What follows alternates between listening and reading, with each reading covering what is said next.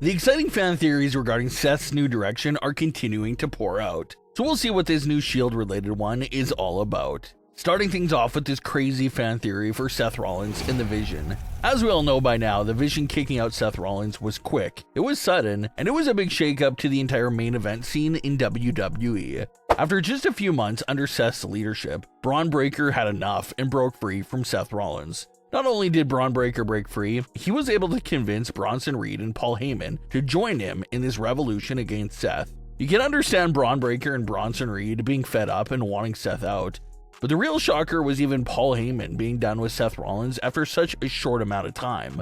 Paul Heyman betrayed two longtime friends and just threw away these friendships with Roman Reigns and CM Punk just for Seth Rollins. And now just a few months later, and Paul Heyman turns his back on Seth that fast. That's why Heyman's actions are the most surprising here, because he invested quite a lot of time into Seth Rollins. Paul Heyman aligning with Seth Rollins was literally the focal point and closing image of WrestleMania 41 Night 1. So there are some fans that are wondering if Heyman's quick betrayal basically makes the WrestleMania 41 Night 1 main event seem pointless in retrospect. The answer is complicated, maybe a little yes and a little no. Maybe Paul Heyman did really view Seth as a great business partner and did actually envision doing great things together with him. But maybe Paul Heyman just didn't like what he saw from Seth during that April to October period. Maybe it wasn't what Paul Heyman had originally expected. As a result of that, Paul Heyman cut his ties extremely fast. Maybe Paul Heyman sees that the real weightlifting of the Vision was carried by Bron Breakker and Bronson Reed, not Seth Rollins. Seth was this figurehead that was wanting all the credit, but just wasn't putting in much work as the Bronze.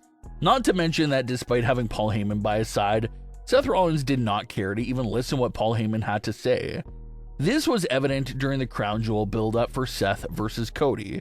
During that SmackDown attack from the Vision onto Cody Rhodes, Paul Heyman directly tells Seth to stick to the original plan and not go back into that ring. Seth ignored that advice from Paul Heyman, went back into the ring, and got dropped by Cody Rhodes, therefore making Seth, Paul Heyman, and the Vision look like absolute fools, all because Seth couldn't stick to Paul Heyman's advice and original plan. So you can argue that the little things like that also fueled Paul Heyman to leave and give up on Seth Rollins. Paul Heyman came into this partnership expecting Seth Rollins to maybe listen more and do the right thing, but once Heyman saw that it wasn't happening, maybe that's what helped him realize that he'd rather be with the Bronze than Seth Rollins. Now looking back, Roman Reigns, Seth Rollins, and CM Punk were all betrayed by Paul Heyman in the year of 2025. And judging by how they all have Paul Heyman as the common enemy right now, that's what's fueling this latest new fan theory. And that's for the Shield reunion to take place in order for them to seek revenge on Paul Heyman and the Vision. Obviously, the one Shield member that's not included in this theory is Jon Moxley. He is an original Shield member, but he signed with AEW at the moment, so that's impossible. But the Shield members that would be reuniting here would be Roman Reigns, Seth Rollins, and CM Punk. And no, CM Punk never rocked a vest. He was never an actual Shield member that fought with them themselves. But a lot of people forget that CM Punk was a very close associate to the Shield when they first debuted in WWE. Basically, for the first 4 months of the Shield's time in WWE, the main thing that they were doing was protecting CM Punk and his title reign from any challengers. That raised a lot of suspicions from both the fans and other superstars within the storyline that CM Punk was quietly working with the Shield and was connected to them behind the scenes. The Shield saving CM Punk a countless amount of times couldn't be a coincidence. Fans think that there was something there for sure. It was never really confirmed within the storyline if CM Punk and the Shield were really working together or not, but it surely did seem like it. So assuming that Punk was in on it and was pulling some strings with his Shield back then, that's why technically it's still a Shield reunion with CM Punk's involvement.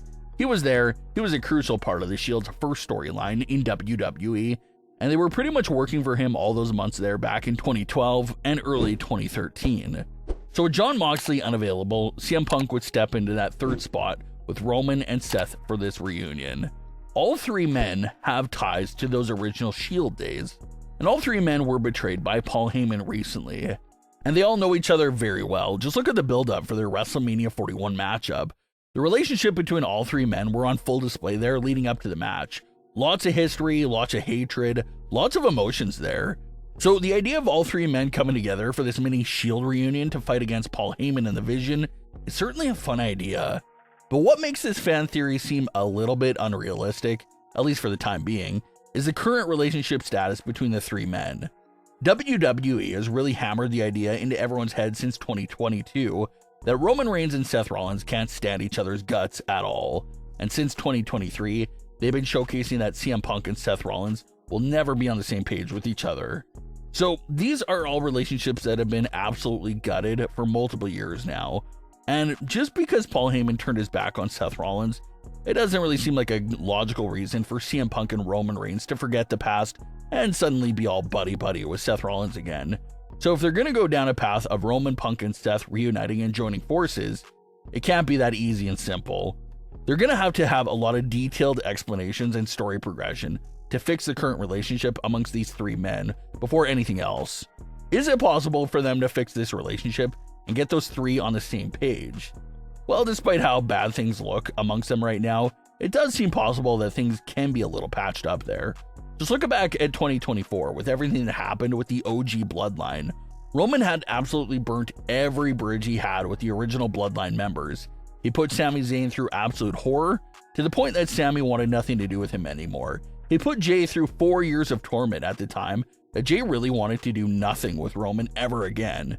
But even in that horrific situation and bad relationships that were in place there with the original Bloodline, they still found a way to make up and get on the same page again.